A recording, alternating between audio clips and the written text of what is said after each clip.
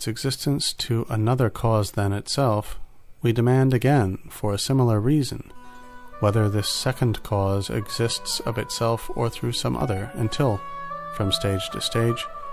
we at length arrive at an ultimate cause, which will be God. And it is quite manifest that in this matter there can be no infinite regress of causes, seeing that the question raised respects not so much the cause which once produced me, as that by which I am at this present moment conserved. Nor can it be supposed that several causes concurred in my production, and that from one I received the idea of one of the perfections I attribute to deity, and from another the idea of some other, and thus that all those perfections are indeed found somewhere in the universe, but do not all exist together in a single being who is God. For, on the contrary, the unity, the simplicity, or inseparability of all the properties of deity is one of the chief perfections I conceive him to possess. And the idea of this unity of all the perfections of deity could certainly not be put into my mind by any cause from which I did not likewise receive the ideas of all the other perfections. For no power could enable me to embrace them in an inseparable unity, without at the same time giving me the knowledge of what they were, and of their existence in a particular mode. Finally, with regard to my parents, from whom it appears I sprung, although all that I believed respecting them be true, it does not nevertheless follow that I am conserved by them, or even that I was produced by them, insofar as I am a thinking being. All that, at the most, they contributed to my origin was the giving of certain dispositions, or modifications, to the matter in which I have hitherto judged that I, or my mind, which is what alone I now consider to be myself,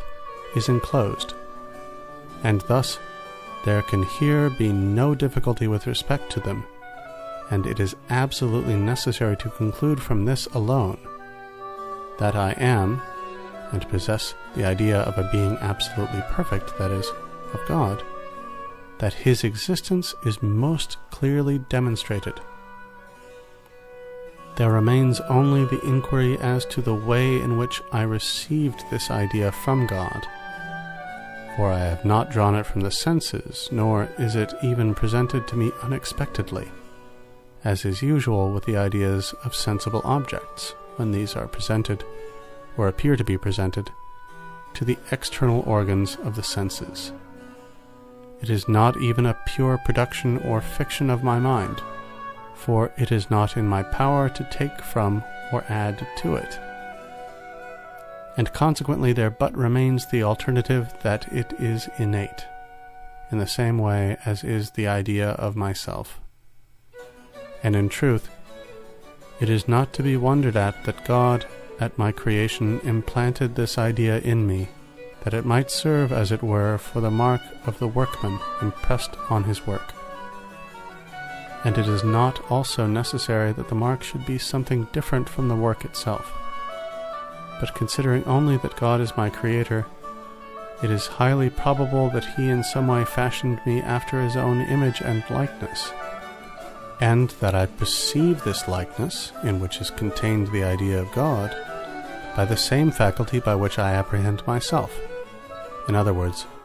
when I make myself the object of reflection, I not only find that I am an incomplete, imperfect, and dependent being, and one who unceasingly aspires after something better and greater than he is, but, at the same time, I am assured likewise that he upon whom I am dependent possesses in himself all the goods after which I aspire, and the ideas of which I find in my mind, and that, not merely indefinitely and potentially, but infinitely and actually, and that he is thus God. And the whole force of the argument of which I have here availed myself to establish the existence of God consists in this, that I perceive I could not possibly be of such a nature as I am, and yet have in my mind the idea of a God, if God did not in reality exist.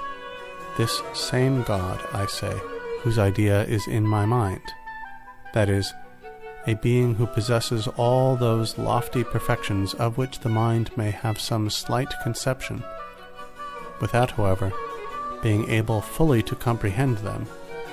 and who is wholly superior to all defect, and has nothing that marks imperfection, whence it is sufficiently manifest that he cannot be a deceiver, since it is a dictate of the natural light that all fraud and deception spring from some defect. But before I examine this with more attention, and pass on to the consideration of other truths that may be evolved out of it, I think it proper to remain here for some time in the contemplation of God himself, that I may ponder at leisure his marvelous attributes,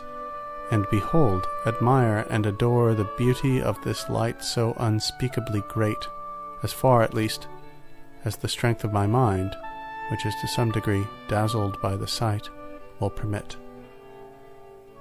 For just as we learn by faith that the supreme felicity of another life consists in the contemplation of the divine majesty alone, so even now we learn from experience that a like meditation, though incomparably less perfect, is the source of the highest satisfaction of which we are susceptible in this life.